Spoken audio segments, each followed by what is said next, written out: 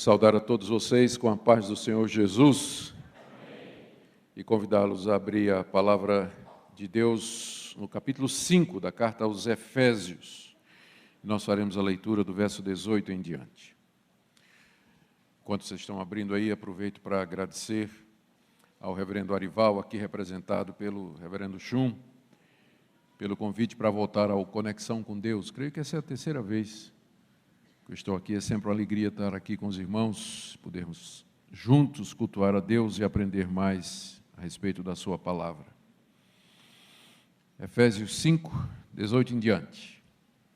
Não vos embriagueis com vinho, no qual há dissolução, mas enchei-vos do Espírito, falando entre vós com salmos, entoando e louvando de coração ao Senhor com hinos e cânticos espirituais, dando sempre graças por tudo a nosso Deus e Pai, em nome de nosso Senhor Jesus Cristo, sujeitando-vos uns aos outros no temor de Cristo. As mulheres sejam submissas ao seu próprio marido como ao Senhor, porque o marido é o cabeça da mulher, como também Cristo é o cabeça da igreja, sendo este mesmo o Salvador do corpo. Como, porém, a igreja está sujeita a Cristo, assim também as mulheres sejam em tudo submissas ao seu marido. Maridos, amai vossa mulher, como também Cristo amou a igreja e a si mesmo se entregou por ela, para que a santificasse, tendo-a purificado por meio da lavagem de água pela palavra, para apresentar a si mesmo igreja gloriosa, sem mácula, nem ruga, nem coisa semelhante, porém santa e sem defeito. Assim também os maridos devem amar a sua mulher como ao próprio corpo.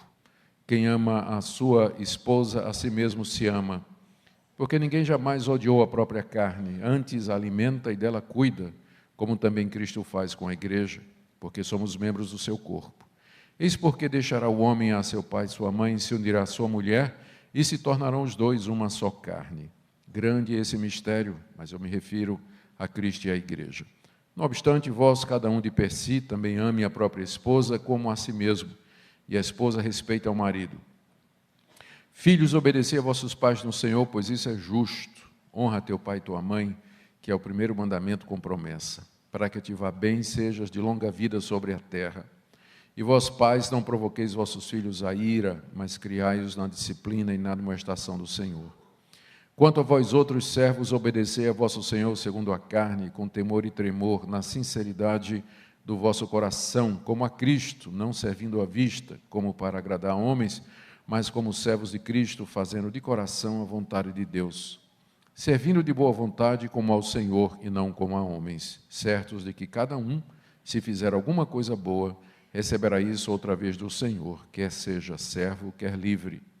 E vós, senhores, de igual modo procedei para com eles, deixando as ameaças, sabendo que o Senhor, tanto deles como o vosso, está nos céus e que para com ele não há acepção de pessoas. Até aqui, queridos, a leitura da palavra de Deus. Vamos orar mais uma vez. Pedimos, nosso Deus, que abras os nossos olhos para que vejamos as maravilhas da Tua lei, que o Senhor nos dê entendimento espiritual, que o Senhor incline o nosso coração para obedecer a Tua palavra, que o Senhor nos instrua nessa noite e nos fale, a cada um de acordo com a necessidade. Em nome de Jesus. Amém. O tema, queridos, da minha exposição nessa noite é baseado no que diz o verso 18: não vos embriagueis com vinho, no qual há dissolução, mas enchei-vos do Espírito. Eu queria falar a respeito dessa plenitude do Espírito Santo, o que é que ela é, de que maneira nós podemos ser cheios do Espírito Santo e quais são os efeitos dessa plenitude.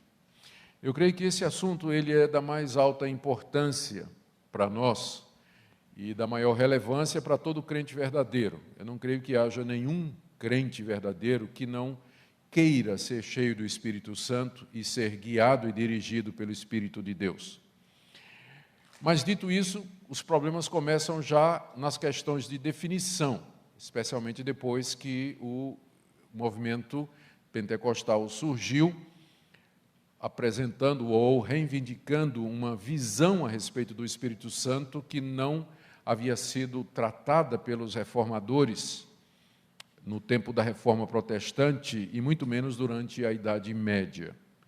O movimento pentecostal forçou a igreja a reexaminar o que ela pensava a respeito desse assunto, E nem sempre o assunto, e nem sempre essa revisão ela é feita de maneira tranquila. Há questionamentos, há dúvidas e assim por diante.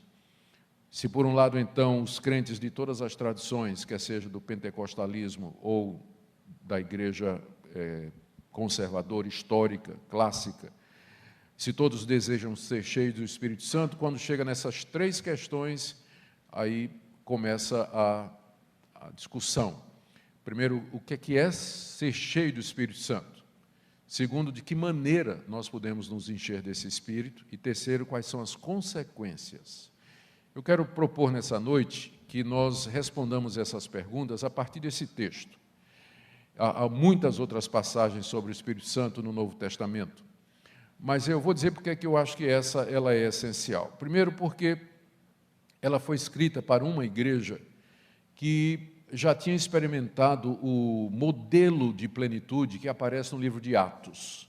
Boa parte do movimento pentecostal baseia a sua conceituação do que é ser cheio do Espírito Santo a partir do relato do livro de Atos.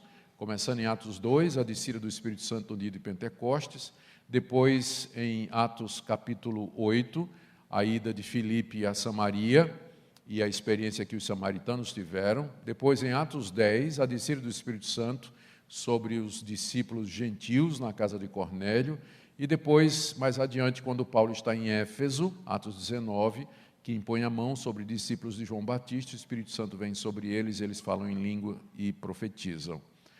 Então, exatamente porque a igreja de Éfeso já tinha passado por essa experiência, está relatada lá em Atos 19, é que o que Paulo diz cerca de 3 ou 4 anos depois, que tem valor normativo para a igreja.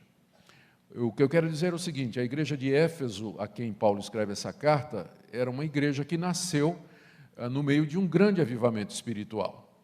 O relato do livro de Atos nos diz que Paulo esteve ali, encontrou 12 discípulos de João Batista, que não tinham notícia de que o Espírito Santo já tinha sido derramado. Paulo impõe as mãos sobre eles, eles recebem o Espírito Santo, falam em línguas, eles profetizam e começa um grande avivamento na cidade. O texto nos diz que Deus, pelas mãos de Paulo, fazia milagres extraordinários. É a única vez que essa expressão acontece no Novo Testamento, milagres extraordinários. Ela acontece exatamente em Éfeso, a ponto de que as próprias peças de roupa de Paulo eram usadas para libertar pessoas de demônios e curar doentes. E também é onde nós encontramos aquele relato de que 7 discípulos de um judeu chamado Seva, que eram exorcistas, tentaram expulsar o demônio de um homem, dizendo: sai em nome de Jesus, a quem Paulo prega. E o demônio disse: eu sei quem é Jesus e conheço Paulo, mas vocês quem são? Não é? E aí cai em cima dos homens, que saem nus, não é? Despidos, e veio um grande temor sobre toda a cidade. E diz também lá que muitos bruxos e feiticeiros se converteram com a pregação de Paulo, a ponto de fazerem uma grande fogueira, queimando livros de feitiçaria, etc. Interessante lembrar que a arqueologia, na década de 50, descobriu lá nas areias de Nag Hammadi, no Egito, uma biblioteca de escritos gnósticos, datando do século II depois de Cristo, e lá no meio tinha os famosos papiros de Éfeso. Foi quando nós descobrimos, né, quando se tomou conhecimento de que havia uma escola de bruxaria em Éfeso, e que era especializada em produzir poções e fórmulas mágicas. E os feitiços e os encantamentos, né, os papiros mágicos de Éfeso eram muito difundidos, espalhados pelo mundo todo, o que bate com a narrativa do livro de Atos, que ali se converteu muito bruxo, né, muito feiticeiro se converteu ali. Ou seja, a igreja de Éfeso, ela nasceu no meio de uma grande efusão do Espírito Santo. Ela sabia o que era todas aquelas experiências que nós vemos narradas no livro de Atos. Agora, Paulo, quando escreve a essa mesma igreja, cerca de 3 a 5, a gente não tem, depende da cronologia de Atos, cerca de 3 a 5 anos depois de fundar a igreja, ele diz para aquela igreja que já conhecia avivamento, que já sabia o que era aquelas experiências com o Espírito Santo. Paulo diz, então: enchei-vos do Espírito. Era como se ele dissesse assim: aquelas experiências que vocês tiveram há 5, 4 anos atrás, elas foram importantes no nascimento da igreja, mas o que importa é que vocês estejam cheios do Espírito Santo agora, enchei-vos do Espírito. Então, por isso que esse texto, essa passagem é importante, porque alguém poderia alegar que está errado você basear responder essas 3 perguntas em cima apenas de um texto.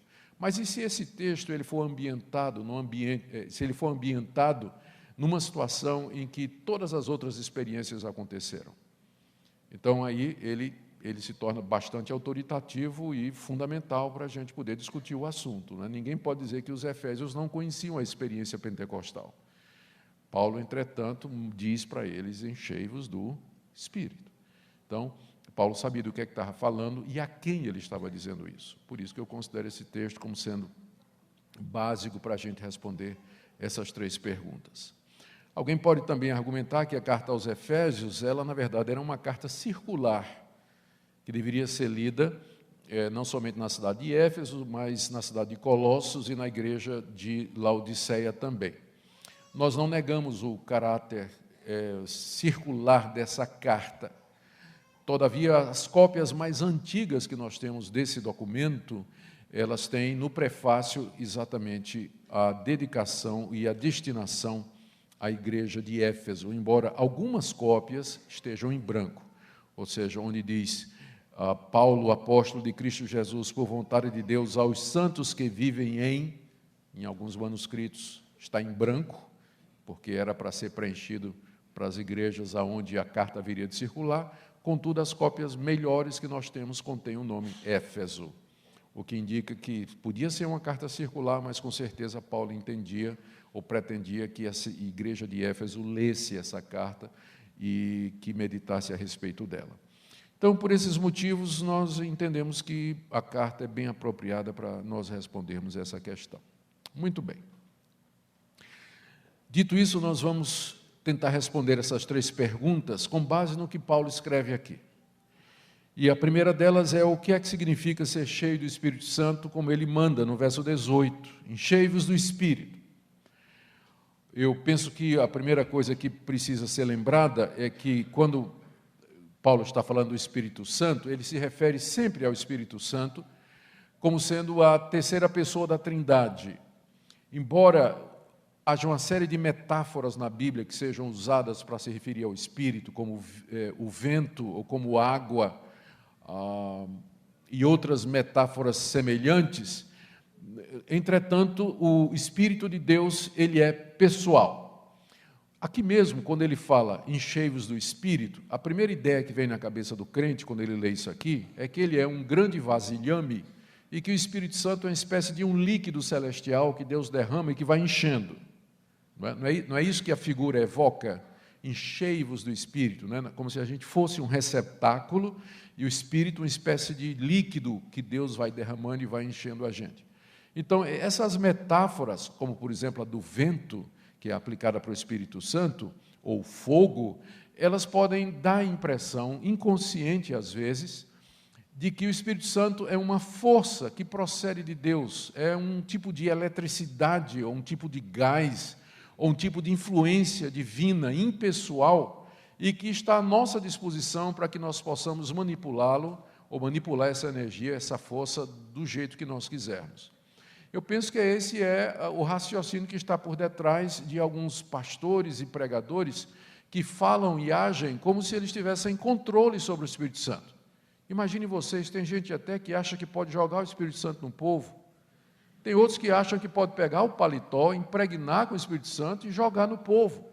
Como se, o que é que está por trás dessa ideia? Que o Espírito Santo é uma coisa, é uma força, é um gás, é uma eletricidade, é algo impessoal sobre o qual esse pregador, ou esse líder, ele tem algum tipo de controle e domínio. Deve ser por isso também que eles marcam reunião de cura com antecedência, não é? Coisa que não tem no Novo Testamento. Os apóstolos não sabiam quando iam curar. Não tinham a menor ideia quando é que eles iam curar. Então, não tem nenhum exemplo de cura marcada com antecedência no Novo Testamento. Exatamente por quê? Porque o Espírito Santo é a terceira pessoa da Trindade. Ele é Deus. Ele não é uma força que está à nossa disposição e muito menos ser espiritual e ser cheio do Espírito Santo significa atingir um nível tal de espiritualidade que a gente pode dar ordens ao Espírito Santo, ou dizer quando ele vai curar, ou o que é que ele vai fazer, ou determinar que ele desça sobre determinadas, ou sobre algumas pessoas. É exatamente o contrário. Se o Espírito Santo é a terceira pessoa da Trindade, como de fato todo o Novo Testamento declara, então ser cheio dele não significa ter domínio sobre ele, mas sim ser dominado por ele. É exatamente o contrário. Quanto mais cheio do Espírito Santo nós formos, mais dominados e controlados por ele nós seremos. Então, eu penso que esse é um ponto que nós não podemos esquecer. Estamos falando da terceira pessoa da Trindade. O Espírito Santo é pessoal. Ele pensa, ele age, ele tem vontade, ele tem um projeto, ele tem um propósito, ele age de acordo com esse propósito e esse projeto que ele tem. Então, longe de termos o controle sobre ele, na verdade, nós é que somos controlados por ele.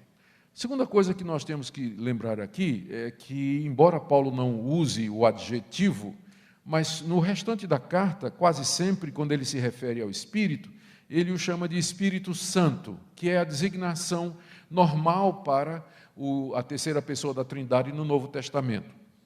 Ele é chamado de Espírito Santo para fazer o contraste com os espíritos imundos, que são os demônios, que são os anjos caídos, e com o espírito humano, que é manchado pelo pecado. Então, em contraste aos espíritos imundos e em contraste ao espírito humano, que é caído e manchado pelo pecado, o Espírito de Deus é santo, é puro, é separado do pecado. Logo, se ser cheio do Espírito Santo significa estar controlado por ele, é evidente que o primeiro efeito desse controle dele sobre nós será, obviamente, a santidade. Então, a primeira coisa que aparece, a primeira coisa que se reflete na vida de alguém que está cheia do Espírito Santo é santidade. É claro que no livro de Atos, conforme nós já dissemos, quando o Espírito veio a primeira vez sobre a igreja de Éfeso, alguns efeitos externos aconteceram, como o falar em línguas e o profetizar e assim por diante. Agora, dificilmente nós diríamos, à luz do que o Novo Testamento ensina, que esses sintomas, eles são provas incontestáveis, infalíveis de que alguém está cheio do Espírito Santo de Deus. A julgar pela própria igreja de Éfeso. Apesar de que ela começou daquela forma, ela era uma igreja que apresentou alguns problemas. Logo depois de escrever a carta aos Efésios, Paulo escreveu a Timóteo, a quem ele deixou na cidade de Éfeso, para organizar a igreja e colocar em ordem uma série de problemas que estavam acontecendo lá. Entre eles, o surgimento de uma heresia dentro da igreja de Éfeso, que Timóteo tinha que debelar, que ele tinha que cuidar de eleger líderes que eram líderes corretos, tinha que cuidar de algumas mulheres que ele chama de fofoqueira, linguaruda, que passavam de casa em casa, gente que estava pervertendo a fé. Então, e para terminar, Éfeso aparece entre as 7 igrejas a quem Jesus mandou uma carta no livro de Apocalipse. E quando Jesus escreve essa carta, a igreja de Éfeso era uma igreja que tinha perdido o primeiro amor. Era uma igreja que já não era como aquela igreja lá de Atos 19. Ou seja, embora era uma igreja ortodoxa, tinha uma boa doutrina, Jesus elogia a igreja por isso. Mas uma igreja pode ser ortodoxa, ela pode ter essas manifestações extraordinárias do Espírito Santo, e ainda assim ela não ostentar aquela marca infalsificável da verdadeira plenitude, que é a santidade. Eu não estou negando que Deus nos concede manifestações e expressões da presença do Espírito em nós, mas nenhuma delas é tão preciosa e inequívoca como santidade. Por quê? Porque é a própria natureza do Espírito de Deus, ele é o Espírito Santo.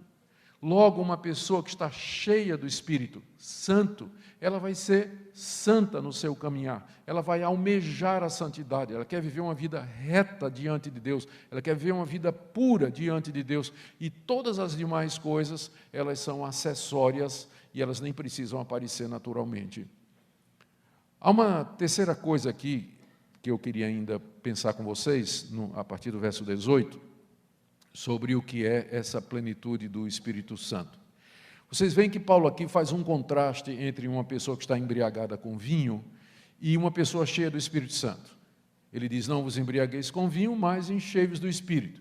Na verdade, é um contraste, mas o contraste, para que ele valha, para que ele faça sentido, tem que haver algum ponto na comparação das duas partes, senão não faria o menor sentido. O que é que uma pessoa cheia de vinho tem, ou vamos pelo outro lado, o que é que uma pessoa cheia do Espírito Santo tem em comum com uma pessoa cheia de vinho?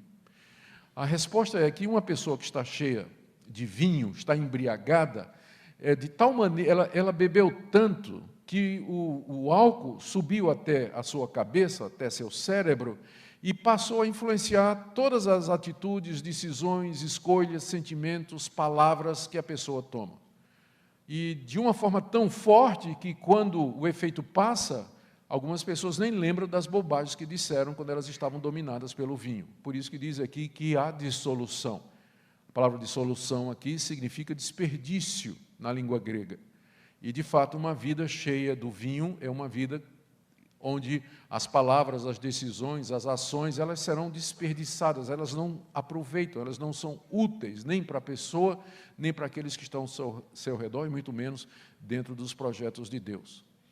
Então, se esse é o ponto da comparação, significa que uma pessoa cheia do Espírito Santo, ela vai estar de tal maneira controlada pelo Espírito Santo, que seus pensamentos, palavras, atitudes, obras, decisões e sentimentos serão todos influenciados pelo Santo Espírito de Deus.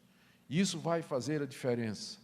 Então, ser controlado pelo Espírito, ser cheio do Espírito, é ser de tal forma guiado por Ele, que aquilo que a gente faz, diz, sente, escolhe, é de alguma forma influenciado pelo bendito Espírito Santo, em contraste com minha natureza pecaminosa, que é subjugada e mortificada à medida que o Espírito se expressa através de mim. E é interessante, o contraste, então, está nisso aqui. Se essa é a semelhança, qual é o contraste? Como já vimos, o segredo está na palavra dissolução. Uma vida, quanto mais cheia de álcool uma pessoa está, mais descontrolada ela é, mais ela vai dizer coisas que não convêm. Quanto mais cheio do Espírito Santo nós formos, mais proveito nós teremos, mais úteis nós seremos, mais domínio próprio nós teremos. Inclusive, domínio próprio aparece como um dos frutos do Espírito, ou como parte do fruto do Espírito, no trecho que foi lido na devocional no início desse encontro nessa noite. Então, quanto mais cheio do Espírito, mais domínio próprio, moderação e sobriedade você vai ter. E esse ponto é importante porque, em nome do Espírito Santo, as pessoas hoje estão fazendo as coisas mais absurdas. Para muita gente, para muitas igrejas e para determinado setor no movimento evangélico, quanto mais estranho, mais espiritual. Não é verdade? Eu estava vendo um vídeo no YouTube esses dias de um culto onde supostamente o Espírito Santo baixou, que um obreiro subiu no pilar da igreja como se fosse um pau de sebo, né, debaixo do poder do Espírito Santo. E nós conhecemos outras manifestações que já se tornaram gente que começa a se portar como se fosse um animal, gente que dá salto mortal, gente que fica rodando, dançando, tem até o pastor metralhadora, o pastor peão, não é, que quando o Espírito Santo vem sobre ele. Então, a pergunta é, como é que isso bate com o que eu leio aqui, que uma vida cheia do Espírito, ela é oposta à vida de um bêbado, que faz coisas sem controle, sem noção e completamente impróprias. Então, ser cheio do Espírito Santo é ser controlado por esse Espírito, que é o Espírito oposto ao Espírito de dissolução. Tem uma outra coisa ainda que eu acho que eu devo dizer aqui, que pode nos ajudar. Estamos tentando entender o que é ser cheio do Espírito Santo, lembrando que essa carta foi escrita para uma igreja que experimentou o batismo com o Espírito Santo, falar línguas e profetizar. Então, vocês sabem que quando Paulo escreveu essa carta, ele estava preso. E ele escreveu uma outra carta, que é considerada a irmã quase que gêmea dessa, que é a carta... Isso, Colossenses, parabéns. Estou vendo que vocês estão aproveitando bem a escola dominical. A carta aos Colossenses, ela é tão parecida com a carta aos Efésios, à primeira vista, que muitas pessoas acham que ela é uma condensação que Paulo fez de Efésios, e resumiu, e virou Colossenses. Mas isso é o que de fato parece, à primeira vista. Mas um exame mais detalhado vai ver que as duas cartas são independentes. A carta aos Efésios foca na questão da eclesiologia, a igreja de Deus. Como é que ela nasceu, quais são os privilégios daqueles que pertencem a ela e quais são os seus deveres. O que nós estamos lendo aqui em Efésios 5 já é naquela parte em que Paulo fala quais são os deveres e responsabilidades daqueles que são parte da igreja. A carta aos Colossenses, ao contrário, e em distinção, ela foca na pessoa de Cristo. É mais uma carta cristológica. Quem é Cristo? A sua glória, o seu poder e de que maneira ele satisfaz as nossas necessidades vis-à-vis o legalismo, o misticismo, o gnosticismo e o ascetismo que estavam presentes na igreja de Colossos. Mas há muitas partes que são semelhantes e que se equiparam. Por exemplo, perguntando, qual seria em Colossenses a parte que corresponde a isso que nós estamos lendo em Efésios? Paulo diz alguma coisa parecida? Diz. E está lá no capítulo 3 de Colossenses, do verso 15 em diante. Ele diz, seja a paz de Cristo, o árbitro em vosso coração, a qual também foste chamados em um só corpo e sede agradecido. Tá. Mas agora o paralelo começa aqui, no verso 16. Habite ricamente em vós a palavra de Cristo, instruí-vos e aconselhai-vos mutuamente em toda sabedoria, louvando a Deus com salmos e hinos e cânticos espirituais com gratidão em vosso coração. Estão vendo a semelhança com o que a gente leu lá em Efésios? Tudo o que fizerdes, seja em palavra, seja em ação, fazei em nome do Senhor Jesus, dando por ele graças a Deus Pai. Esposas, sede submissas ao próprio marido, como convém ao Senhor. Maridos, tratai vossa esposa, amai vossa esposa e não a trateis com amargura. Filhos, em tudo obedecei a vossos pais, pois fazê-lo é grato diante do Senhor. Pais, não irriteis os vossos filhos, para que não fiquem desanimados. Servos, obedecei em tudo ao vosso Senhor. E no capítulo 4, verso 1, senhores, tratai os servos com justiça, etc. Estão vendo? É o mesmo assunto, a mesma estrutura, a mesma sequência. A pergunta é, ao que em Colossenses corresponde em Efésios a expressão enchei-vos do Espírito? E a resposta é, no verso 16, habite ricamente em vós a palavra de Cristo. Ou seja, na cabeça do apóstolo Paulo, ser cheio do Espírito Santo e ter a palavra de Cristo habitando ricamente em nós é uma e a mesma coisa. Ou seja, essa relação palavra-espírito, ela transparece com muita clareza em todo o Novo Testamento. O Espírito de Deus, ele age através da palavra. Palavra, aqui no Novo Testamento, é quando, às vezes, algumas pessoas querem fazer uma exegese engraçada, fazendo a distinção entre logos, palavra escrita, e rema, palavra falada. Estão no mesmo campo semântico e, com frequência, designam a mesma coisa e, às vezes, são usados como sinônimos promiscuamente, um como o outro. Como se fosse o outro, não dá para forçar uma distinção entre logos e rema, não é como se um fosse sempre palavra escrita e o outro fosse sempre palavra falada. E aí a palavra falada seria aquela palavra de autoridade, aquela palavra profética. Tem, inclusive, ministérios inteiros baseados nessa falácia exegética, não é? Que não se sustenta de maneira nenhuma. Mas quando Paulo fala aqui a palavra de Cristo, ele se refere provavelmente ou aos evangelhos que já estavam em circulação. Efésios é uma das cartas que já são do período posterior da vida do apóstolo Paulo, já teria dado tempo para Marcos, no mínimo, estar em circulação. A tradição a respeito das palavras de Jesus ou as palavras de Cristo, conforme as Escrituras do Antigo Testamento. De um jeito ou do outro, se refere à palavra escrita, aquela palavra dita pelos apóstolos, aquelas palavras ditas pelos profetas do Antigo Testamento, as palavras ditas pelo Senhor Jesus e as palavras dos apóstolos que estavam em circulação. Para Paulo, você ser cheio destas palavras, ter habitando ricamente em você as palavras de Cristo, e aqui toda a Escritura coincide disponível da época, é a mesma coisa de você ser cheio do Espírito Santo. Nós não podemos separar essas duas coisas.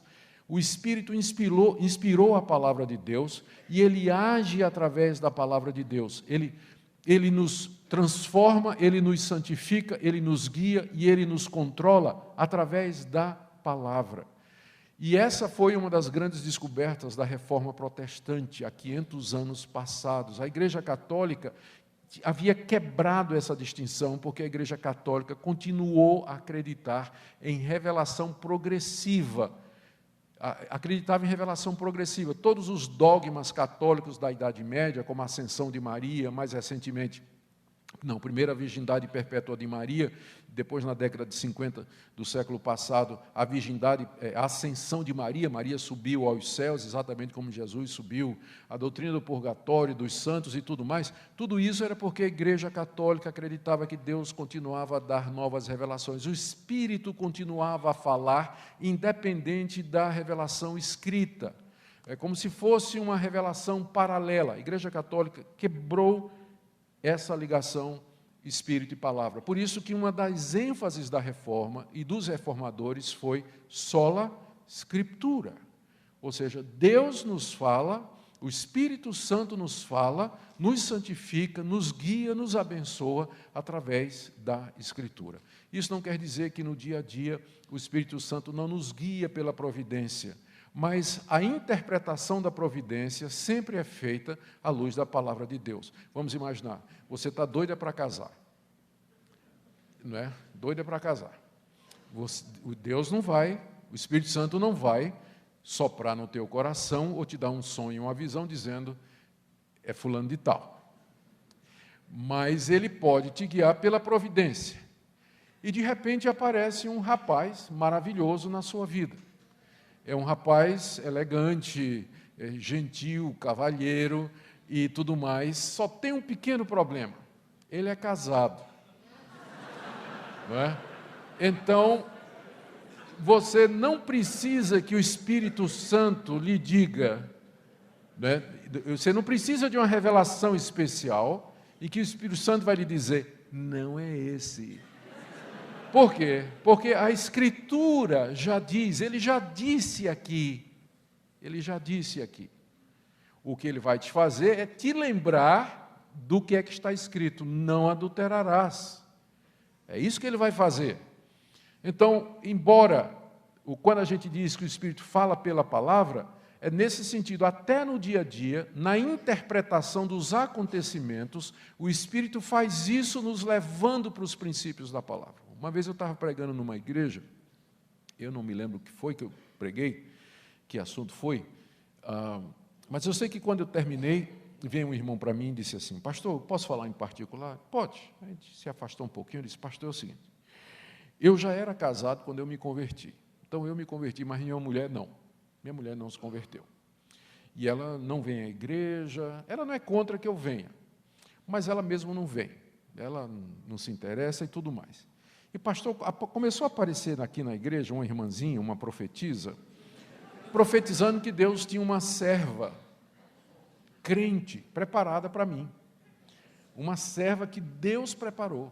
E que Deus, não é, tinha essa serva preparada para mim. E pastor, eu comecei a ficar em dúvida, porque a minha mulher não é crente. Né? E será que é Deus que está falando isso comigo? Que Ele tem uma serva crente preparada para mim? Eu disse, meu irmão, vamos aqui em 1 Coríntios capítulo 7. Vamos ler aqui. O que é que Paulo diz aqui? Se um irmão tiver esposa descrente e ela consente em morar com ele, não a deixe. A sua esposa consente em morar com o irmão? Consente, ela gosta de mim, nosso casamento até que vai direitinho. Não tem esse lado espiritual, pastor, mas ela é uma mulher dedicada e tal e tudo mais. Então, meu irmão, isso aí que está sendo falado não é o Espírito Santo. Porque o Espírito Santo não se contradiz. Não é? Provavelmente é a própria profetisa, a serva que está falando isso aí. Não é? Provavelmente é ela. Não é? Provavelmente é ela. Então, voltando aqui ao meu ponto. Eu não podia deixar de, explorando esse assunto, mostrar a relação entre Espírito e palavra que nós encontramos no Novo Testamento. Eu digo isso porque há uma tendência muito grande nos dias de hoje das pessoas enfatizarem a ação do Espírito Santo como se ele agisse independentemente da palavra, e o foco são as experiências e as emoções. E tem pessoas que dizem até que a doutrina ou o estudo da palavra, ou qualquer coisa nessa direção, acaba até sendo prejudicial a uma verdadeira espiritualidade.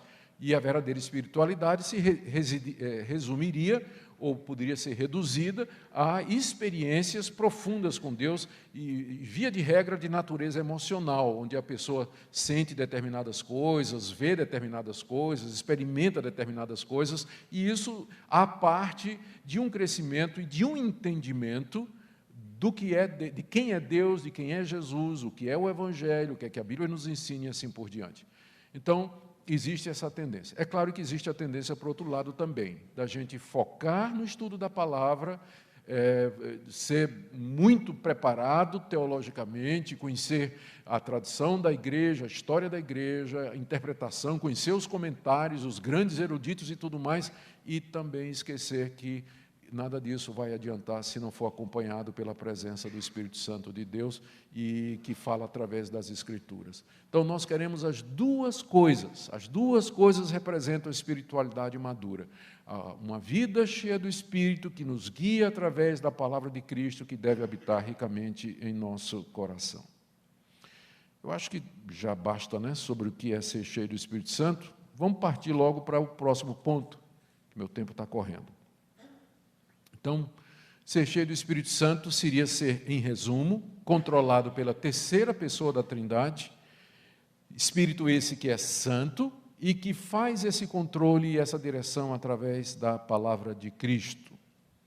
Agora vamos perguntar de que maneira Paulo espera que os seus leitores sejam cheios do Espírito Santo. Eu quero sugerir que a resposta a pergunta do verso 18, ela tem a primeira resposta, né? A pergunta é como nos encher do Espírito Santo. Eu quero sugerir que a primeira resposta tem início lá no capítulo 4. E se a gente seguir a sequência, nós vamos entender o que eu estou dizendo. Essa primeira resposta está no verso 18, veja só. Ele diz assim: não vos embriagueis com vinho no qual há dissolução, mas enchei-vos do Espírito Santo. Em outras palavras, Paulo está dizendo essas coisas numa sequência. Primeiro, eu não vou me embriagar com vinho, e depois eu vou me encher do Espírito Santo. Em outras palavras, para que eu me encha do Espírito Santo, eu não posso estar cheio de vinho. E aqui nós nos lembramos do óbvio, nós não podemos servir a dois senhores. Ou estamos cheios do Espírito Santo, ou nós estamos cheios de vinho. Nós não podemos estar cheios de vinho e do Espírito Santo ao mesmo tempo. Ou é uma coisa, ou é outra. Ou então, explorando um pouco mais, para que eu seja cheio do Espírito Santo, eu primeiro tenho que resolver o meu problema com o vinho. E só depois que eu resolver o meu problema com o vinho, é que eu posso ser cheio do Espírito Santo. Nessa ordem, nessa sequência aqui.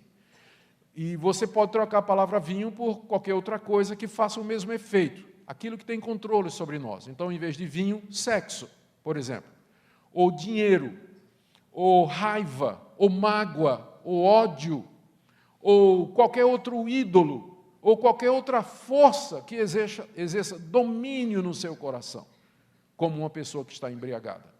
Então, em outras palavras, eu primeiro tenho que resolver o problema do pecado antes de eu poder ser cheio do Espírito Santo. Eu tenho que primeiro ver na minha vida quais são os ídolos do meu coração, aquilo que ocupa o primeiro lugar na minha vida, destronar esses ídolos e dar a preeminência ao Senhor Jesus Cristo, para que então eu possa ser cheio do Espírito Santo. Mas eu não posso ser cheio de amor ao dinheiro e do Espírito Santo ao mesmo tempo. Eu não posso ter o coração cheio de mágoa, de ciúme, de inveja e do Espírito Santo ao mesmo tempo. A sequência é: não vos embriagueis, enchei-vos. Então, essa é a ordem e não tem como a gente mudar isso aqui. Eu gosto de contar uma experiência, alguns de vocês já devem ter ouvido, mas eu vou contar porque eu não encontrei uma melhor até agora. No tempo que eu estava na África do Sul com minha esposa estudando, nós visitamos o local do avivamento entre os Zulus, na província de Natal. Foi um avivamento que começou na década de 60, na verdade, no Natal de 66. E milhares de Zulus se converteram. Quando a gente estava lá, eles estavam construindo um templo para 10 mil pessoas. E depois esse templo até pegou fogo e eles tiveram que reconstruir e tudo mais. Na época que nós estávamos lá, o primeiro templo estava em construção ainda. E a gente ouviu muitas histórias fantásticas de conversão, mudança de vida e milagres que aconteceram lá.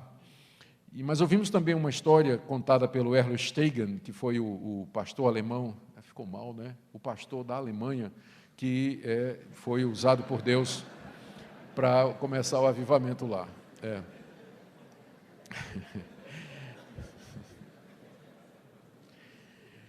Ele contou a história de uma mulher que era muito conhecida na tribo, porque durante anos ela tinha parado de tomar banho e usava a mesma roupa. Então, ela tinha um nhaca, um mau cheiro, um fedor, que denunciava a presença dela a metros. Ela bastava estar a alguns metros, você já sabia que ela estava lá por conta do mau cheiro, da nhaca mesmo. E ela se converteu. E ela queria participar de tudo quanto era de reunião do grupo de senhoras, né? E aquilo criava um problema, porque quando ela chegava, incensava lá o ambiente, e ninguém conseguia mais se concentrar ou fazer nada. Ninguém sabia direito o que fazer com ela.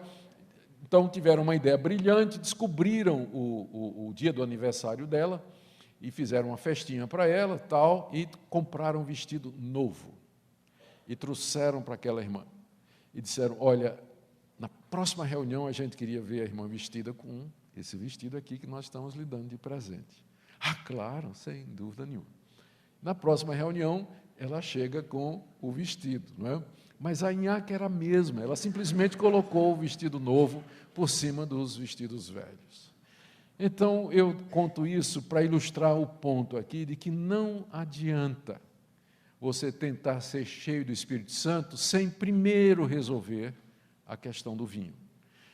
Deus vai sentir o teu cheiro, você pode botar até uma capa de religião por cima, mas Deus vai sentir o teu cheiro de longe, e a verdade a teu respeito. Então, primeiro tem que resolver o problema do pecado. Eu disse que isso começou no capítulo 4 e eu queria ver com vocês. A partir do capítulo 4, Paulo está falando dos deveres e responsabilidades dos crentes, dos membros da igreja. E ele vai falar a respeito da unidade, dos dons espirituais, e no verso 17 ele começa a falar sobre santificação. E do verso 20 ao verso 24, ele apresenta a dinâmica da santificação. Como é que a santificação deve se processar no dia a dia? Ele diz, mas não foi, estou lendo o verso 20 do capítulo 4. Não foi assim que aprendestes a Cristo, se é que de fato tendes ouvido e nele fostes instruídos, segundo é a verdade em Jesus. No sentido de que, quanto ao trato passado, vos despojeis do velho homem, que se corrompe segundo as concupiscências do engano, e vos renoveis no espírito do vosso entendimento, e vos revistais do novo homem, criado segundo Deus, em justiça e retidão, procedentes da verdade. A figura que Paulo usa aqui, que está por detrás dessas orientações, é uma figura bastante conhecida, nossa, muito, não é? Que é de você trocar de roupa. Imagina você chegando em casa, depois de um dia de trabalho, não é? Cansado, não é? Suado, você então tira aquela roupa que você usou o dia todo, você toma um banho, se refresca e põe uma roupa nova, não é?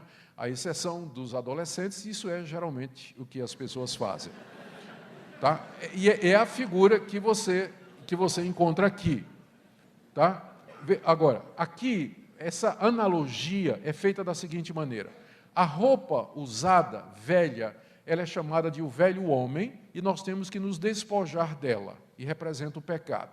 Depois ele fala da renovação da nossa mente, que equivaleria a você se refrescar, tomar um banho, se lavar e assim por diante. E depois ele fala de colocar a roupa nova, se vestir do novo homem, que equivale a isso de colocar roupa nova, não é? Então, em outras palavras, o que Paulo está dizendo é que todo dia nós temos que nos despir do velho homem, que é uma referência na nossa natureza pecaminosa, é chamada de velho homem porque está ligada ao primeiro homem, Adão. Já que ele é o primeiro, é o mais antigo, por isso é chamado velho homem. E todos nós temos a natureza adâmica. Então, todo dia nós temos que nos despir do velho homem E se isso nós fazemos pela mortificação, dizendo não aos desejos do velho homem, nos renovar pelas disciplinas espirituais, leitura da palavra e oração, e nos vestir do novo homem. Se o velho homem é Adão, o novo homem é Cristo. E nós nos vestimos de Cristo. Vestir de Cristo significa dizer sim para o Senhor Jesus. Não para o pecado, não para Adão, e sim para Jesus. Então, essa é a dinâmica da santificação. Isso é o que nós temos que fazer todo dia. Dizer não para o pecado e dizer sim para as virtudes que estão associadas à pessoa de Cristo e sua obra. E no meio disso, aquela renovação. Veja como isso é aplicado, a partir do verso 25, pelo apóstolo Paulo, em situações práticas da vida, como que para ilustrar. No verso 25, por isso, introduzindo uma consequência, deixando a mentira, que significa dizer não para o velho homem, se despir do velho homem, fale cada um a verdade com o seu próximo, que é se revestir do novo. São 2 passos. Então, exemplificando, todo dia você tem que deixar a mentira e falar a verdade. Ou seja, não basta o irmãozinho deixar de ser mentiroso.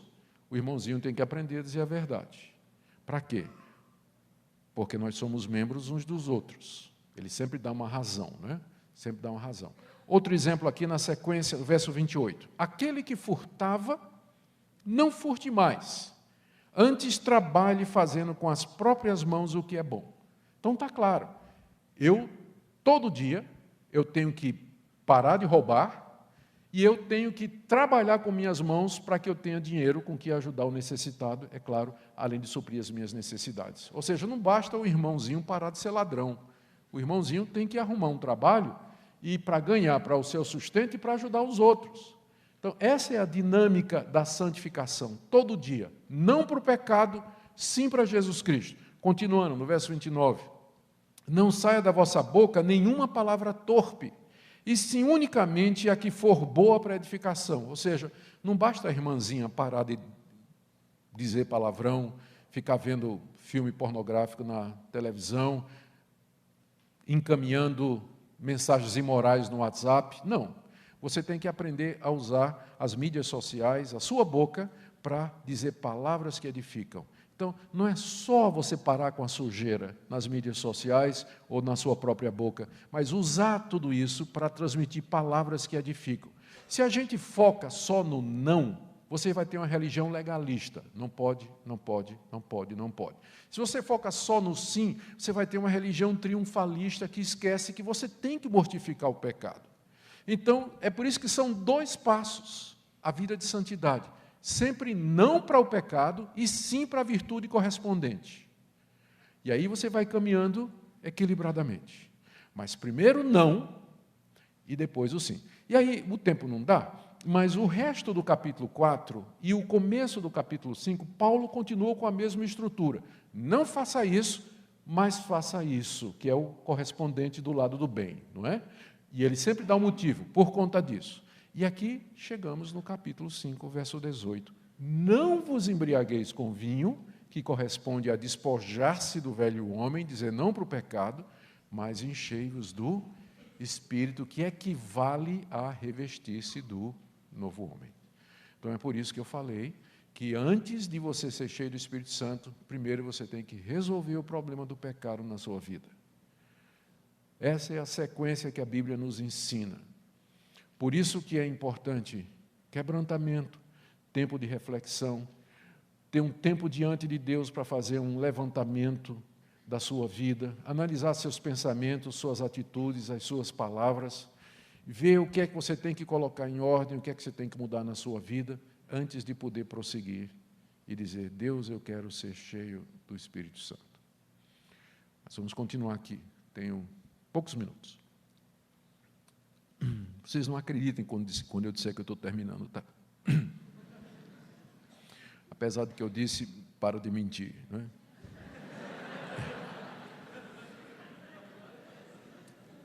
Aqui, o que você tem no verso 18 é um imperativo. Enchei-vos do Espírito. Enchei-vos do Espírito. E esse imperativo, ele é seguido nos versos 19, 20 e 21 por verbos que indicam ação, mas que estão no outro tempo verbal, outro modo. Enquanto que o enchei-vos é um imperativo, o falando entre vós, do verso 19, entoando, louvando de coração ao Senhor com hinos e cantos espirituais, o dando sempre graças e o sujeitando-se, do verso 21, eles são particípios na língua grega. É bem que equivale ao nosso gerúndio, né, em português. Então, é verdade que os particípios gregos, às vezes, eles funcionam como imperativos. Aliás, até a Bíblia na linguagem de hoje, se você quem está com a Bíblia na linguagem de hoje aí? Tem alguém que está seguindo? Ainda bem, ninguém. Ótimo. A senhora, não é possível. Então, ainda bem que não tem ninguém com a Bíblia na linguagem de hoje. Mas a Bíblia na linguagem de hoje, ela traduziu como se fosse tudo ordem, né? Enchei-vos do Espírito, falem entre salmos, entoem e louvem, deem sempre graças, obedeçam uns aos outros, o que não é uma interpretação errada, mas é altamente implausível. O que Paulo está fazendo nos versos 19, 20 e 21 é explicando o imperativo do verso 18. A sequência é essa: enchei-vos do Espírito. Como? Falando entre vós, com salmos, primeiro. Segundo, entoando e louvando de coração ao Senhor com hinos e cantos espirituais. Terceiro, dando sempre graças por tudo a nosso Deus e Pai, em nome do nosso Senhor Jesus Cristo. E quarto, sujeitando-nos uns aos outros no temor de Cristo. Então, aqui está a resposta para a segunda indagação. Como é que eu me encho do Espírito Santo, Paulo, em obediência ao imperativo? Resposta: falando entre vós com salmos. Que a conversação de vocês seja temperada pela palavra de Deus. Que sejam conversas orientadas pela palavra de Deus. Em vez de ficar falando mal da vida dos outros, falando de futebol, falando de política, que é o que os crentes fazem quando termina o culto, fica batendo papo na porta da igreja, vocês, quando se reunirem, vocês conversem sobre coisas espirituais, entre vocês, em casa, no casamento, nos grupos de WhatsApp. Não estou dizendo que a gente só vai falar sobre isso, mas até quando a gente falar sobre outro assunto, que a gente faça a partir do referencial da palavra de Deus, que aqui está representada pela palavra Salmos. Salmos é uma referência ao maior livro do Antigo Testamento. E geralmente, quando ele é usado, ou muitas vezes quando ele é usado a palavra Salmos do Novo Testamento, quer dizer simplesmente as escrituras hebraicas. Então, que a nossa linguagem, a nossa conversa, ela seja temperada pela palavra de Deus. Então, ao fazermos isso, nós seremos cheios do Espírito Santo. Eu tenho certeza que vocês já tiveram experiências como essa, de vocês se juntarem em grupinho de 2, 3, eu não sei quantos, ou em casa, o casal, e começa a conversar sobre as coisas de Deus, abre a Bíblia, medita na Bíblia, e de fato vocês percebem a presença de Deus no meio de vocês, o Espírito de Deus no meio de vocês. O ambiente é outro, é outra coisa. Então, como é que eu me encho do Espírito? Primeiro, falando entre nós em salmos. Segundo, entoando e louvando de coração o Senhor com hinos e cânticos espirituais. O louvor a Deus, o cântico a Deus, a adoração a Deus por meio de hinos e cânticos espirituais é um dos modos pelos quais nós nos enchemos do Espírito Santo de Deus. Eles são chamados de cânticos espirituais, não é porque o Espírito Santo revelou a letra, como às vezes alguns cantores gospel, eu prego em muitas igrejas, não é? E em algumas igrejas onde eu tenho ido, sempre quando me convidam um cantor gospel também, não é? Para chamar público, não é? E aí, não são poucas as vezes que eu vi alguém dizendo, essa música aqui Deus me deu. Foi uma noite, numa revelação, foi uma música que Deus me deu. Aí taca lá a música que tem uma teologia horrível para não falar do português. Então, um cântico espiritual não quer dizer isso. Quer dizer um cântico que está de acordo com aquilo que o Espírito Santo ensina, com aquilo que ele é e com aquilo que ele ensina. É isso que vai fazer com que a igreja seja edificada. E como a gente tem falta hoje, de bons musicistas, gente que faça música de qualidade, mas com boa teologia, porque é isso que vai edificar a igreja. Porque quando for quinta-feira, vocês já esqueceram o que eu vou falar aqui, mas todo mundo vai lembrar o que cantou. É o poder da música, poder do louvor. Então, ela tem que ter letra boa, ela tem que ter letra teológica, profunda, e que abençoe e edifique a igreja. E é fazendo isso que nós vamos nos encher do Espírito Santo.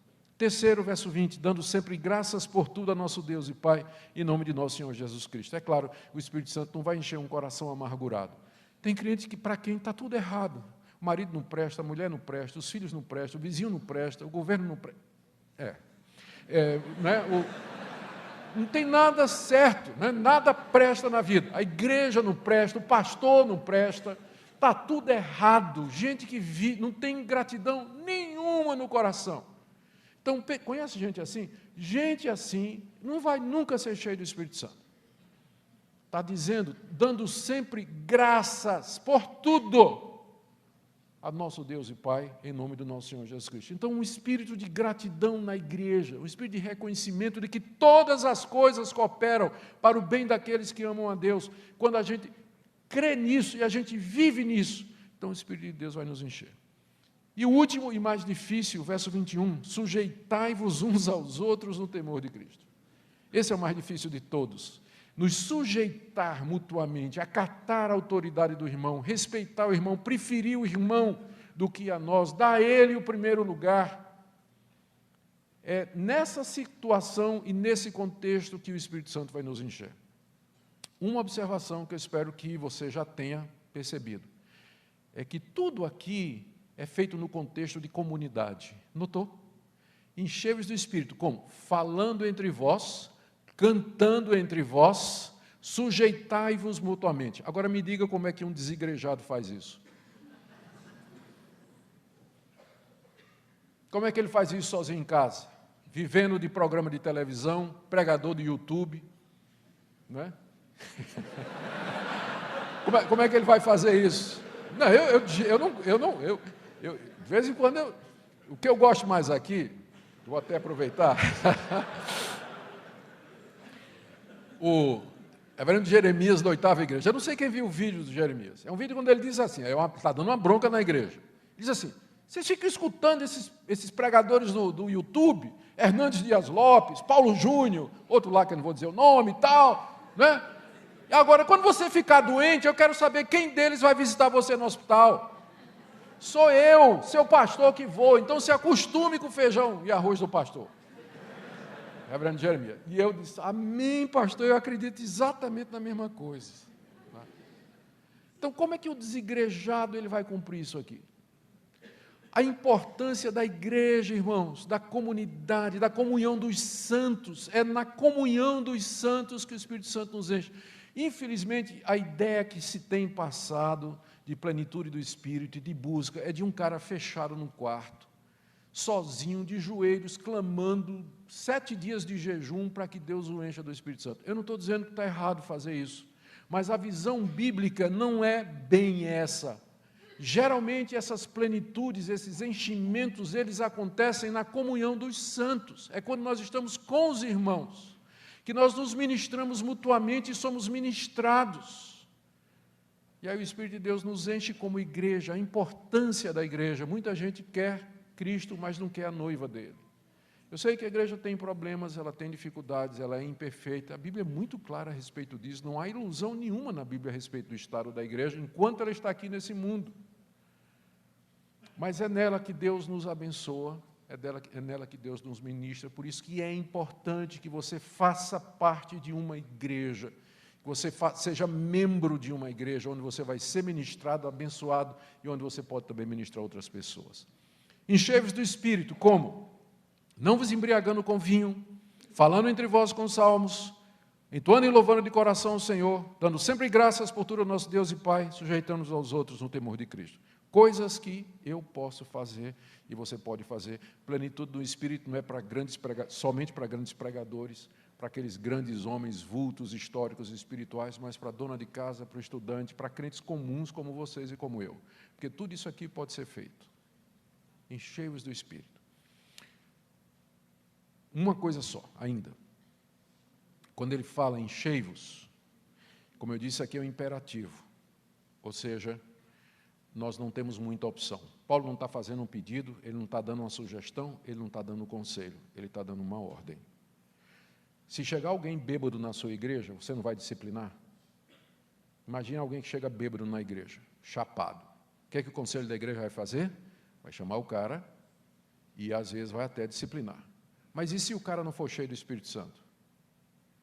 Porque está no mesmo verso. Não está no mesmo verso?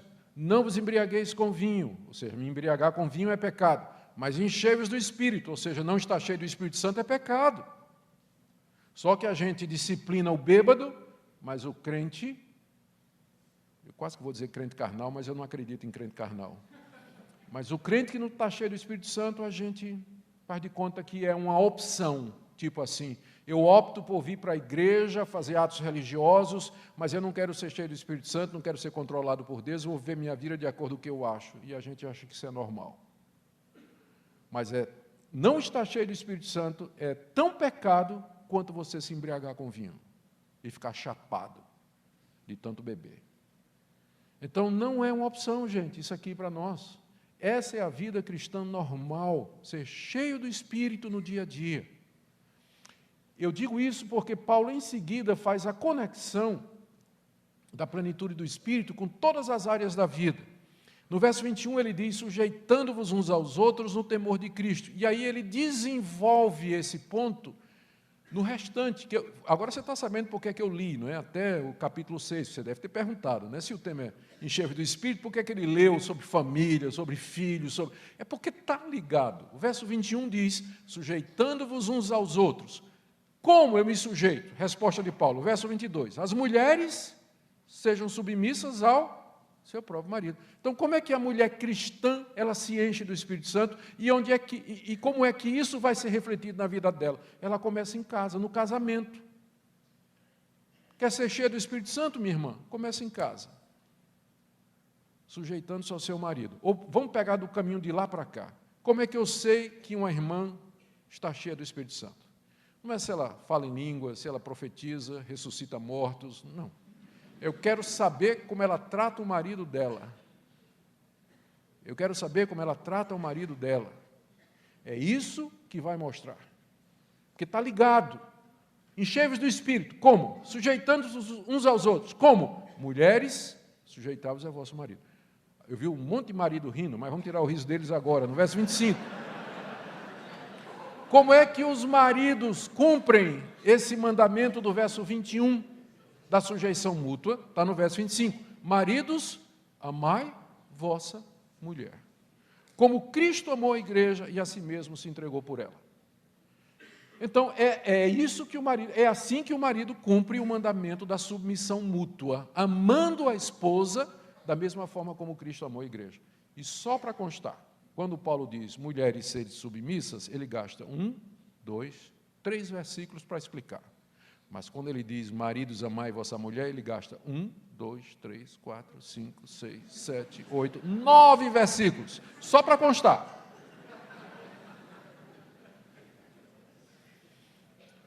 Aí eu vou dizer a mesma coisa, eu não quero saber, irmão, quantas almas você ganhou para Jesus, ou se você viu o anjo, falou e teve visões, eu quero saber como você trata a sua esposa. É isso que vai mostrar se você está cheio do Espírito Santo ou não. Seguindo na mesma linha, agora mais rápido, capítulo 6, verso 1, como é que eu sei, ou como é que os jovens, adolescentes, eles se submetem mutuamente cumprindo aquilo que Deus mandou, no verso 21, resposta, filhos, obedecei a vossos pais no Senhor. Então, jovem, eu não estou muito interessado se você toca na banda, se você faz evangelismo, se você está no grupo de teatro da igreja, eu quero ver como é que você trata seus pais. É isso que eu quero ver. Se você respeita seus pais, como está dizendo aqui. E no verso 4, como é que os pais, e aqui, uma má notícia para os homens, a palavra paz aqui no verso 4 é diferente da palavra paz no verso 1, no grego. No grego, o que você tem? No verso 1, filhos, obedecei a vossos genitores, pai e mãe, goneos no grego, ou gonéis, que é o plural, no grego. Então, está falando de pai e mãe. Mas quando chega no verso 4, o grego usa outra palavra, e vós pateres, que significa os homens que são pais. Vocês, homens que são pais, não provoqueis vossos filhos a ira, mas criai-os na disciplina e na admoestação do Senhor. Ou seja, de quem é a responsabilidade da disciplina dos meninos? É do homem, é do papai. Entendeu? Você fica deixando para a mamãe fazer isso? Né? Você que entrega a criação dos filhos só para a sua esposa fazer, é para o homem isso aqui, ele é o responsável por isso. Pela risada de muitas mulheres, eu acho que eu bati no nervo aqui, exposto. Eu acho que eu toquei no nervo exposto aqui, não é? Mas é exatamente isso. Está tudo ligado à plenitude do Espírito. Aí, mesma coisa, a orientação para os servos, no verso 4, como é que os empregados obedecem o mandamento da submissão mútua, que está ligado à plenitude do Espírito, obedecer ao vosso Senhor segundo a carne. Eu não quero saber como é que você é no domingo, eu quero saber na segunda-feira, na terça e na quarta, como você é no seu trabalho. Você devia ser o melhor empregado daquela empresa. O mais diligente, o mais pontual, o mais honesto, o mais zeloso. É isso que vai mostrar que você está cheio do Espírito Santo. E você que é empresário, você que é patrão, você que tem uma doméstica na sua casa, verso 9, vós, senhores, de igual modo procedei para com eles, deixando as ameaças, e assim por diante, mutatis mutandi, usando a expressão latina, eu quero saber como você trata os seus empregados. Agora, gente, fechando. Imagine, se a plenitude do Espírito Santo é isso, a gente se lembra do que é que o pastor Chum disse no início do nosso culto hoje. Nós somos 30% da população brasileira. Por que que isso não faz diferença? E o pessoal diz, está tendo avivamento no Brasil. O pessoal faz reunião de avivamento e coisas, e sinais, e prodígio, enche estádio, e hoje nós, no ranking da corrupção, nós somos um dos piores países do mundo. Por quê? É porque tem alguma coisa errada quando se fala sobre o Espírito Santo. O que é ser cheio do Espírito Santo, como ser cheio do Espírito Santo e quais são os efeitos da plenitude do Espírito Santo. Por isso que eu disse que esse texto ele é importante para nós, porque ele liga a plenitude do Espírito ao dia a dia, tira essa questão da plenitude do Espírito, que fica resumida só você vir na igreja no domingo e ter um culto super emocional ou super que fala, você diz que fala e tudo mais, mas durante a semana a sua vida não é diferente das demais pessoas do mundo. Mas note que o reflexo da plenitude do Espírito, de acordo com esse texto, é exatamente no casamento, na família e na sociedade, nas relações trabalhistas. É aqui que o Espírito Santo atua. E é nessas áreas que a igreja faz a diferença. É só assim que a igreja pode ser sal e luz. Então, hoje à noite, o que você e eu devíamos fazer é nos humilhar diante de Deus e dizer, Deus, sou eu de fato cheio do Espírito Santo? Senhor, eu quero ser cheio do Espírito Santo. Talvez hoje à noite você tenha que tomar essa decisão de, ao voltar para casa, se reconciliar com seus filhos, se reconciliar com seus pais, com a sua esposa, com o seu marido, e amanhã no trabalho ser uma pessoa diferente. E dizer, Deus, eu quero ser cheio do Espírito Santo. Eu quero viver uma vida que glorifica ao Senhor e que faça a diferença no mundo. Essa é a minha oração para a minha vida, para a vida de vocês e para a vida dos evangélicos nesse país. Que, de fato, Deus nos dê um verdadeiro avivamento do Espírito Santo que mude as estruturas dessa sociedade, da igreja e das famílias. Amém? Vamos orar. Ó Deus, obrigado pela Tua palavra, que nos fala de uma maneira tão clara. E nós pedimos que ela nos transforme nessa noite. Se há pessoas aqui que precisam se reconciliar com o marido, com a esposa, com os filhos, com os pais, com o patrão, com os empregados, que precisam largar o vinho, a idolatria do sexo, do dinheiro, pessoas que precisam perdoar, largar a mágoa de anos até. Pedimos que Teu Espírito Santo, pela palavra, nessa noite, faça essa obra de convencimento e transformação. Pedimos perdão, Senhor, pelos nossos pecados. Pedimos perdão porque entristecemos o Espírito, resistimos ao Espírito, apagamos o Espírito. E pedimos que o Senhor nos renove e nos restaure, para que possamos ser cheios do bendito Espírito Santo de Deus. É a nossa oração na mediação de Cristo, que torna todas estas coisas possíveis pelo seu sangue derramado na cruz. Em nome dele, amém. Deus abençoe os irmãos.